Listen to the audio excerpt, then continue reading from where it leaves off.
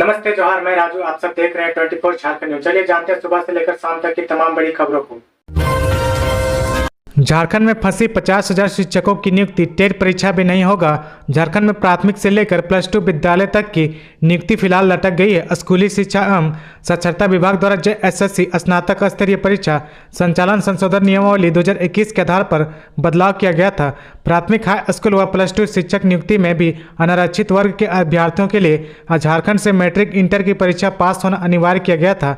Jharkhand high court द्वारा JSSC स्नातक स्तरीय संचालन संशोधन नियमावली 2021 को रद्द किए जाने के बाद अब इस नियमावली के तहत होने वाली नियुक्ति भी फिलहाल फंस गई है। राज्य के +2 विद्यालय में जहां नियुक्ति प्रक्रिया शुरू हो गई थी, वहीं प्राथमिक विद्यालयों की नियुक्ति की तैयारी की जा रही थी। इसके लिए जिलों के आरक्षण रोस्टर क्लियर करने को कहा गया था। 17 महीने भी नहीं टिक पाई सरकार की नियोजन नीति, बनने के दौरान ही विधि विभाग ने किया था आगाह। झारखंड सरकार की नियोजन नीति हाईकोर्ट जाते ही असंवैधानिक करार दे दी गई। 17 महीने पहले जब यह नीति बन रही थी, तब विधि विभाग ने इसे मौलिक अधिकार का हनन बताया था। इससे सुधार करने की बात कही थी, लेकिन सरकार की जीत के आगे विधि विभाग का परामर्श बेकार रहा। राज्य सरकार ने नियमावली बना दी। सरकार की जीत से बनी इस नियमावली खामियाजा राज्य के 10,000 से अधिक बेरोजगार युवा भुगत रहे हैं। पंकज मिश्रा के सहयोगी दाऊ यादव और सुनील यादव को अदालत ने किया भगोड़ा घोषित। अवैध खनन और मनी लॉन्ड्रिंग मामले में पंकज मिश्रा के सहयोगी दाऊ यादव और सुनील यादव को PMLA कोर्ट ने भगोड़ा घोषित कर दिया। इसके पूर्व दोनों के खिलाफ ED ने आवेदन पर अदालत ने 29 अक्टूबर को गैर जमानती वारंट जारी किया था। साहिबगंज SP से दोनों को गिरफ्तार करने को कहा गया था। जब दोनों की गिरफ्तारी नहीं हुई तो अदालत ने उसे भगोड़ा घोषित कर दिया। गौरतलब है कि अवैध खनन मामले में विधायक प्रतिनिधि पंकज मिश्रा का सहयोगी होने की जानकारी के बाद दाऊ यादव और सुनील यादव दोनों भाइयों को ED ने समन जारी किया था। पहली बार दोनों ED के पास पहुंचे और बताया कि उनके घर में एक व्यक्ति बीमार है, उनका इलाज कराने के बाद वे ED के पास आएंगे। उसके बाद ED ने 3 बार समन जारी किया, लेकिन दोनों भाई ED के समक्ष पेश नहीं हुए। ऐप पर नहीं लगाया छात्रों का अटेंडेंस तो जिला शिक्षा अधिकारी ने रोका 515 स्कूल प्रिंसिपल का वेतन। झारखंड के पूर्वी सिंहभूम जिले की उपायुक्त विजया यादव ने जिला शिक्षा अधिकारी को डिजिटल प्लेटफॉर्म ई-विद्या वाहिनी पर छात्रों की उपस्थिति दर्ज नहीं कराने के लिए 515 स्कूलों के प्रधानाध्यापकों को कारण बताओ नोटिस जारी करने और उनका वेतन रोकने का निर्देश दिया है। शिक्षा विभाग की समीक्षा बैठक के दौरान जिला मजिस्ट्रेट सह उपायुक्त ने कहा कि 24% शिक्षक ऐसे हैं जो ई-विद्या वाहिनी पर उपस्थिति दर्ज नहीं करा रहे हैं। इसीलिए उन्होंने DEO को निर्देश दिया है कि वे जांच करें और उनका वेतन रोक दे। उन्होंने प्राथमिक शिक्षा के सार्वभौमिकरण और शिक्षा विभाग की अन्य सरकारी योजनाओं के मद्देनजर केंद्र सरकार के कार्यक्रम सर्व शिक्षा अभियान की प्रगति की भी समीक्षा की। झारखंड हाईकोर्ट के फैसले से राज्य के इन 11,000 पदों पर चल रही नियुक्ति प्रक्रिया रद्द हो गई। झारखंड कर्मचारी चयन आयोग द्वारा रद्द हुई नियमावली के तहत लगभग 15 नियुक्ति की प्रक्रिया चल रही थी। 2 के लिए परीक्षा आयोजित हो गई थी, जबकि 13 की प्रक्रिया चल रही थी। कुछ परीक्षाओं की तिथि घोषित कर दी गई थी। झारखंड साइंटिफिक असिस्टेंट प्रतियोगिता परीक्षा 2021 के तहत FSL में 63 पदों पर वैज्ञानिक सहायकों की नियुक्ति की गई। अन्य 13 प्रक्रियाओं के तहत 11,018 पदों पर चयन की प्रक्रिया विभिन्न स्तरों पर जारी है। हाईकोर्ट के आदेश से ये सभी नियुक्तियां व नियुक्ति प्रक्रिया अब रद्द हो गई। OBC को 52% आरक्षण की मांग पर जताया आभार। राज्यसभा सांसद मनोज झा को सदन में OBC को 52% आरक्षण देने की आवाज बुलंद करने के लिए राष्ट्रीय OBC मोर्चा के प्रदेश अध्यक्ष राजेश कुमार गुप्ता और दिल्ली विश्वविद्यालय के प्रोफेसर सूरज मंडल ने गुलदस्ता देकर आभार जताया। सांसद में दिल्ली आवास पर मुलाकात के दौरान राजेश कुमार गुप्ता ने कहा कि मोर्चा पिछले कई वर्षों से जनसंख्या के अनुपात में OBC वर्ग की आबादी 52% के अनुपात में आरक्षण देने की आंदोलन करता आ रहा है। झारखंड में अवैध खनन का होगा सर्वेक्षण। ED की सूचना के बाद केंद्र सरकार का बड़ा फैसला। केंद्र सरकार ने झारखंड में चल रहे अवैध खनन का सर्वेक्षण कराने का फैसला किया है। ED ने केंद्र सरकार को राज्य में जारी अवैध खनन के सिलसिले में सूचना दी थी। इससे अवैध खनन को राज्य के पर्यावरण के लिए खतरनाक बताया गया है। ED की इस सूचना के बाद हुई उच्च स्तरीय बैठक में उपयुक्त फैसला किया गया। सर्वेक्षण का काम जल्द ही शुरू कराने की संभावना है। धनबाद में जमकर हो रही पशु तस्करी, हर दिन ले जाया जा रहा पश्चिम बंगाल। झारखंड के धनबाद में भी जमकर पशु तस्करी हो रही। हर दिन बिहार व यूपी से दर्जनों ट्रकों में दुधारू पशुओं को ठूस ठूस कर झारखंड के धनबाद जिला से 6 लेन होते हुए पश्चिम बंगाल भेजा जाता है। स्थानीय लोगों की माने तो ये बिना प्रशासन के मिली भगत से संभव नहीं है। इसका ताजा उदाहरण है राजगंज थाना क्षेत्र में हुई घटना, जहाँ मवेशी लदे ट्रक के खराब होने पर 1 घंटे के अंदर में दूसरे वाहन में पशुओं को लाद कर ले जाया गया। गढ़वा के प्रधानाध्यापक ने महिला डीईओ से की बदतमीजी। गढ़वा प्रखंड के एक मनबड़े प्रधानाध्यापक द्वारा महिला जिला शिक्षा पदाधिकारी अनीता पूर्ति के साथ दुर्व्यवहार किया गया। इस दुर्व्यवहार के बाद गढ़वा के उत्क्रमित उच्च विद्यालय जाटा के प्रधानाध्यापक कामेश्वर राम को निलंबित करने की कार्रवाई शुरू कर दी गई। प्रभारी प्रधानाध्यापक कामेश्वर राम ने डीईओ के साथ साथ बीआरपी नगेंद्र पांडे एवं बीपीएम डिजिटल राधेकांत यादव के साथ भी दुर्व्यवहार किया गया। अपने ही छोटे भाई की कर दी हत्या, जमीन के कागजात देने से किया इनकार तो चला दी गोली। संपत्ति विवाद में युवक ने अपने ही छोटे भाई की गोली मारकर हत्या कर दी। घटना लातेहार के सदर थाना क्षेत्र के नवागढ़ गांव की है। छोटे भाई की हत्या करने के बाद आरोपी हवा में पिस्तौल लहराते फरार हो गया। घटना की जानकारी मिलते ही पुलिस मौके पर पहुंची और जांच पड़ताल में जुट गई। पुलिस ने शव को पोस्टमार्टम के लिए सदर अस्पताल भेज दिया गया। बताया जा रहा है कि मनोज प्रसाद अपने छोटे भाई दिलीप प्रसाद के घर रात में जमीन के कागजात मांगने आ गया था। जमीन के कागजात नहीं देने पर बड़े भाई ने पिस्तौल निकाली और गोली चला दी। धनबाद में रेलवे अस्पताल कर्मी का मिला शव, हत्या की जताई जा रही आशंका।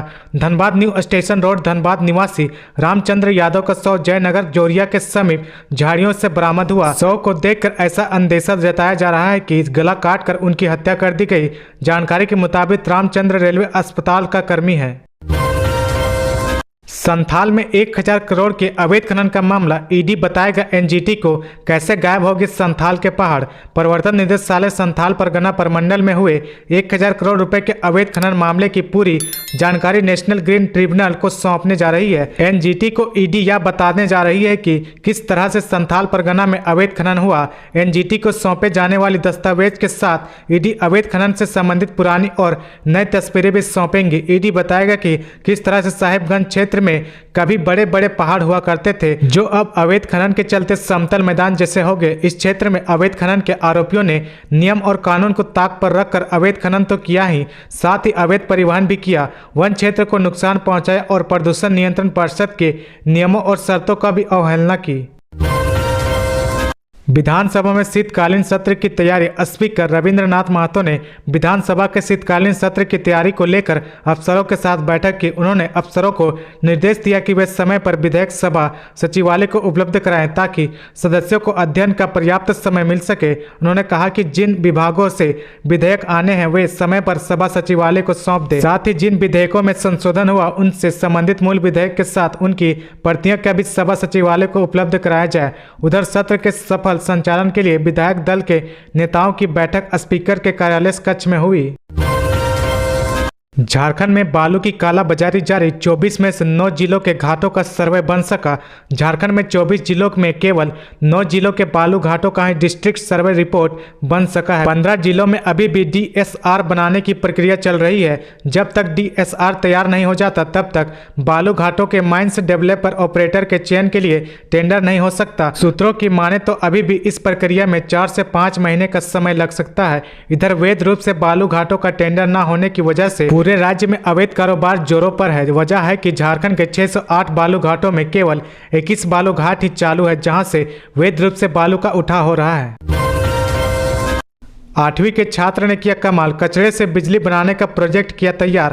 प्रखंड अंतर्गत उत्क्रमित उच्च विद्यालय इस्लामपुर में 8वीं के छात्र 12 वर्षीय जीत रजक ने अनोखा प्रोजेक्ट तैयार कर अपनी प्रतिभा से स्कूल प्रबंधन का नाम रोशन किया है। प्रतिभाशाली जीत ने लोगों को निर्बाध बिजली मुहैया कराने के उद्देश्य से कचरे से बिजली बनाने का प्रोजेक्ट तैयार किया है। इससे न सिर्फ बिजली संकट से निजात मिलेगी बल्कि जहाँ तहाँ फैले कचरे से भी छुटकारा मिल सकेगा। एसीबी की बड़ी कार्रवाई। धनबाद नलकूप घोटाले में 29 इंजीनियर व ठेकेदारों के खिलाफ प्राथमिकी दर्ज।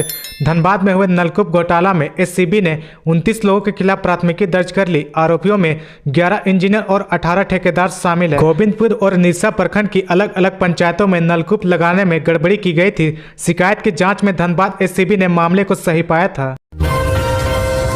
विधायक केस कांड में अनूप सिंह को समन। 24 दिसंबर को ईडी के सवालों का करेंगे सामना।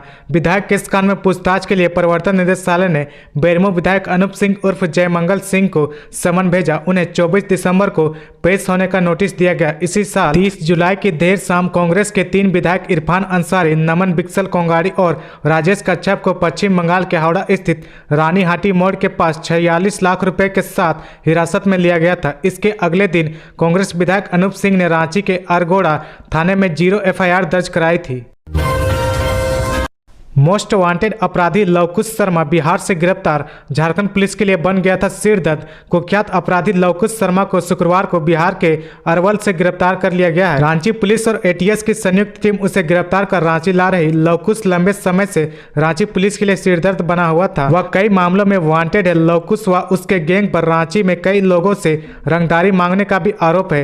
रांची के बरियातू थाना क्षेत्र के रहते हुए लवकुश शर्मा ने अपराध की दुनिया में कदम रखा था। उस पर मोहराबादी में इंजीनियर समरेंद्र कुमार पर फायरिंग करने का आरोप है। इस मामले में उसे अप्रैल 2017 में कोलकाता के हुगली से रांची पुलिस गिरफ्तार किया था। इधर इसी साल 27 जनवरी को मोहराबादी मैदान के समीप दिनदहाड़े अपराधी कालू लामा की गोली मारकर हत्या कर दी गई थी। इस घटना में कालू का भाई राजू लामा और एक अन्य युवक शुभम विश्वकर्मा घायल हो गए थे।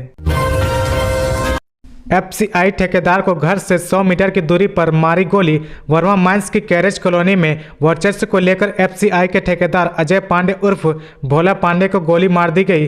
गोली अजय के पैर में लगी। घर से महज 100 मीटर की दूरी पर हुई घटना के बाद अजय टीएमएच में भर्ती किया गया, जहां वह खतरे से बाहर है। पुलिस एक युवक को हिरासत में लेकर पूछताछ कर रही है।